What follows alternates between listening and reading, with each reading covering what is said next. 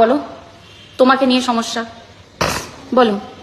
আমি জামাই চাইনি, আমি ছেলে চেয়েছিলাম। প্রথম যখন আমার ফ্যামিলি তো আসে জামাই হয়ে, আমি বলেছিলাম তুমি আমার বড় ছেলে হয়ে এসো। আজকে থেকে জানবো আমার 4টে ছেলে মেয়ে, তোমরা 2 ভাই। আমার 5 ছেলে মেয়ে, তোমরা 2 ভাই, আর আমার 3 ছেলে মেয়ে। এই কথা বলেছিলাম, ভেবে আশাও করেছিলাম। প্রথম দিকে ঠিকই ছিল, আমি জানি না এত বড় ঝড় কীভাবে উঠলাম আমি আশা করিনি। আমি সবসময় আমরা দুটো ফ্যামিলি কোথাও গেলে খুব মজা করতাম, যেতাম, বন্ধুর মতো মিশতাম, আমার ভালোই লাগতো। আসলে কাজের মাঝে থেকে থেকে না কোনো সময় কোনো কিছু এনজয় করতে পারিনি, খালি কাজেই থাকতাম। যখন আমরা দুটো ফ্যামিলি এক হয়েছি, একসঙ্গে সব জায়গায় যেতাম, খুব ভালো লাগতো আমার, খুব ভালো লাগতো। আমাদের বাড়িতে যেতাম, প্রচুর আনন্দ করতাম। কিন্তু সেই আনন্দের মধ্যে যে এত নিরানন্দ, আমাকে নিয়ে সবার মধ্যে এত কষ্ট, আমি জানতাম না যে আমার জন্য আমার মেয়ে এত কষ্ট পাবে।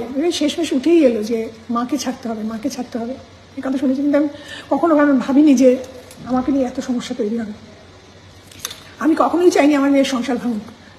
আমি কোনো মা, আমি তো মনে করি কোনো সুস্থ মায়েরা কখনোই মেয়েদের সংসার, মেয়েরা তো ঘরে রেখে দেওয়ার কোনো বস্তু বা জিনিস না।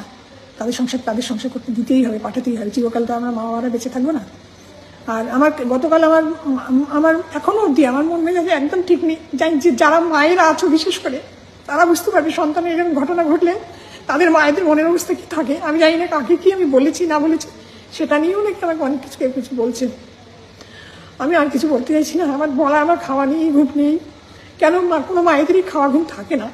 আমাদের ভাগ্য অনেক ভালো, আমরা দেখতে পেয়েছিলাম, তাই ওই মেয়েটি দেখতে পেয়েছিল গাড়ির ভিতরে, আমাদের বাউন্সার মেয়েটি।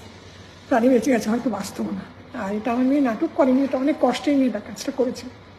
আর তোমরা মেয়েরা বা মায়েরা জানো যে মেয়েরা কতটা কষ্ট পেলে দেওয়ালে পিঠ ঠেকলে এই পদ্ধতি নেয়। আর আমি এখনো বলছি, আমি সবসময় চাই আমার মেয়ে ভালো থাকে।